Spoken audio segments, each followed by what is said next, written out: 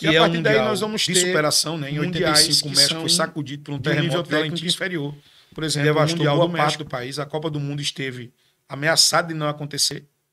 Aí o Brasil reuniu uma seleção de bom nível, é verdade, né? Mas uma seleção que naquele momento não mostrava um nível de comprometimento tão forte em relação a aquele instante, tanto é que haviam sempre muitos rumores na imprensa brasileira em 86, que foi a primeira Copa que de fato eu acompanhei. Né? 82 eu era muito pequeno, mas havia muitos rumores sempre de problemas de relacionamento entre os jogadores. Né? Até a própria convocação de Zico, ela era contestada por alguns jogadores, porque Zico vinha de uma contusão muito séria no joelho, né? E não estava na plenitude da sua condição física. Ficou pior ainda quando o Brasil foi desclassificado pela França em 86. Né? E no tempo normal o jogo estava 1-1 e Zico acabou, portanto, perdendo um pênalti. Né? E o Brasil foi desclassificado nos pênaltis naquele momento. Né? Zico, se não fosse Zico e não representasse uma geração talentosíssima e não fosse jogador do Flamengo, teria sofrido um estigma muito forte, como Dunga sofreu em 1990. A seleção de 1990 vai para uma Copa do Mundo. A Copa do Mundo da Itália talvez seja uma das Copas mais horrorosas de todos os tempos em termos de nível técnico. Ela é a Copa do Mundo do futebol força, é a Copa do futebol total. Né? O ponto de desequilíbrio, né, entre 86 e 90 é a Argentina de Maradona e o próprio Maradona. E o próprio Maradona. Eu costumo dizer que, coletivamente falando, o gol mais bonito que eu já vi numa Copa do Mundo foi o 4º gol do Brasil contra a Itália em 1970, né? Quando o Brasil recupera a bola na intermediária do campo defensivo, né? E aí a bola chega a Clodoaldo, ele dribla 3 jogadores italianos, toca a bola para Gerson, Gerson toca a bola para Tostão, Tostão ajeita o corpo, né? Gira em direção a Pelé, toca a bola para Pelé, Pelé domina a bola, né? E olha para o lado e vê Carlos Alberto Torres chegando, portanto, para bater. Pelé rola a bola caprichosamente, a bola ainda pega num morrinho artilheiro e Carlos Alberto acerta um chute de uma raríssima beleza, de uma raríssima felicidade e faz aquele que para mim é o gol coletivamente da Copa mais bonito. E Maradona em 86, quando ele dribla 5 jogadores da Inglaterra e dribla o goleiro inglês e faz o gol, é para mim o gol, individualmente falando, mais bonito da Copa. E é, por exemplo, um jogo entre Inglaterra e Argentina, né, e um jogo que traz consigo também um teor político muito forte. Uma vez que a Inglaterra e a Argentina travaram uma guerra antes da Copa, né, a guerra pelas Ilhas Malvinas para a Argentina e Falklands para a Inglaterra. Né, a Inglaterra ela humilha militarmente a Argentina. Né, e quando Maradona faz o famoso gol de mão, que é o primeiro gol da Argentina contra a Inglaterra, né? E aí ele é questionado sobre isso, ele diz 2 coisas que marcam fortemente Maradona na Europa e particularmente entre os ingleses. Né? Primeiro ele diz que ali foi a mão de Deus, né? E no outro dia os jornais da América do Sul, do mundo e da Argentina, né, mostram Maradona com a foto, né, tocando a bola com a mão e a manchete é eis a mão de Deus. E a segunda declaração de Maradona é quando ele diz que quando faz aquele gol ele sente como se tivesse batido a carteira dos ingleses. Né? E aí na Inglaterra, quando alguém queria fazer alguma referência à corrupção, a roubo, a furto, né, ou algo desse tipo, citava, portanto, que tinha tido uma atitude maradoniana. Né? Mas a partir dali, mais do que nunca, nascia para a Argentina um Deus. Inclusive, né? só fazendo, abrindo parênteses, essa guerra das Malvinas é o que dá o nome justamente ao bairro das Exatamente. Malvinas, em Campina Grande, que coincide. Exatamente. Coincide com a época e quando as casas no que vai ser o bairro das Malvinas estão em construção, antes mesmo da conclusão da maioria das casas, né? Houve, portanto, uma invasão. O Brasil vivia a década de 80, ele é a década perdida, é uma década de empobrecimento da população brasileira. As casas são invadidas, há diversos confrontos, né, entre invasores e a polícia militar aqui em Campina Grande.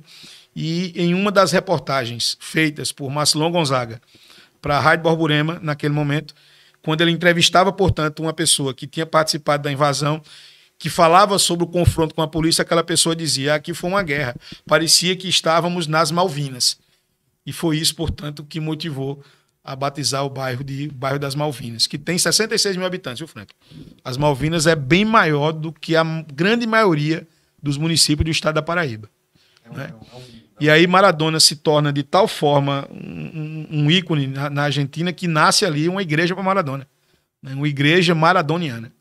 Então é comum dizer que entre os argentinos existem dois natais, né? O Natal cristão, 25 de dezembro, né?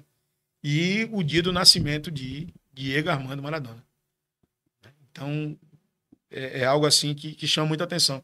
E Maradona na década de 90, né? na Copa de 90, vai ter outros aspectos importantes. Né? Primeiro que o Brasil vai jogar a Copa do Mundo em 1990 com uma seleção que tem bons nomes, mas uma seleção completamente dividida. Tá? Entre os jogadores há uma confusão enorme por causa de premiação. Né? O técnico da seleção brasileira é muito contestado. Estamos aí falando sobre Sebastião Lazzaroni. Né?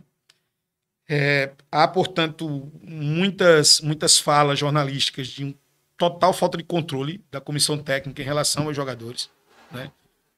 E o Brasil entra para jogar a Copa no jogo das oitavas de final contra a Argentina. E o Brasil faz seu melhor jogo. Chuta 3 bolas na trave, o Brasil domina totalmente o jogo. E é um Brasil de um futebol força. Né? É chamado então de o Brasil do futebol Dunga. Dunga naquele momento é o cara que simboliza aquela seleção. E Maradona, no lance do segundo tempo, ele pega a bola, dribla Alemão, dribla Dunga, dribla Ricardo Rocha, faz um passe para Canidia dribla Tafarel e faz o gol. O Brasil é eliminado. Né? E ali há o estigma da geração Dunga naquele momento. Né? A Itália vai jogar uma partida contra a Argentina. Né? A final da Copa vai ser a Alemanha e a Argentina. Uma final horrorosa. A Alemanha ganha de 1-0, um gol de pênalti do lateral esquerdo Breme. E aquela é a Copa do futebol força. O ponto que destoa daquele futebol força é Maradona na Argentina e Roberto Baggio na Itália, que é um jogador que está, portanto, despontando como jogador muito técnico para o futebol italiano, que é um futebol marcado também pela força, né? pela composição tática, pela marcação e tal. E quando a Itália vai jogar contra a Argentina, Maradona é jogador do Napoli. Para quem minimamente conhece a história, sabe que o sul da Itália, a região de Nápoles, da Sicília, a unificação com o norte da Itália é uma unificação conflituosa. Até hoje, por exemplo, há pessoas no sul da Itália que se veem num outro país. Eles são muito diferentes culturalmente, eles são diferentes linguisticamente falando, eles são diferentes economicamente, o norte é muito mais rico do que o sul. Né? E Maradona consegue levar, por exemplo, o Napoli a conquistas inimagináveis. O Napoli de Maradona, que vai ter a companhia do brasileiro Careca, vai ser campeão italiano, vai ser campeão da UEFA, vai ser campeão da Copa Itália. Então existe uma adoração a Maradona no sul da Itália. E o jogo entre Itália e Argentina vai ser em Nápoles. Franklin, Maradona divide o país. Divide o país. Muita gente, muitos que eram torcedores do Napoli, né, e que não viam Nápoles como sendo uma cidade da Itália, mas que viam ali um outro país, se viam representados por Maradona. Então estava exposta ali uma questão política, né, de unificação que vai se dar no século XIX e que não está de fato consolidada. E que mostra também como as diferenças econômicas, principalmente entre um norte muito próspero e um sul muito pobre, se evidenciam em momentos como esse. Se evidenciam em momentos como esse. Né? E aí essa Copa ela tem a menor média de gols de todas as Copas até ali. Ela é uma Copa de um nível técnico medíocre. Diga-se passagem.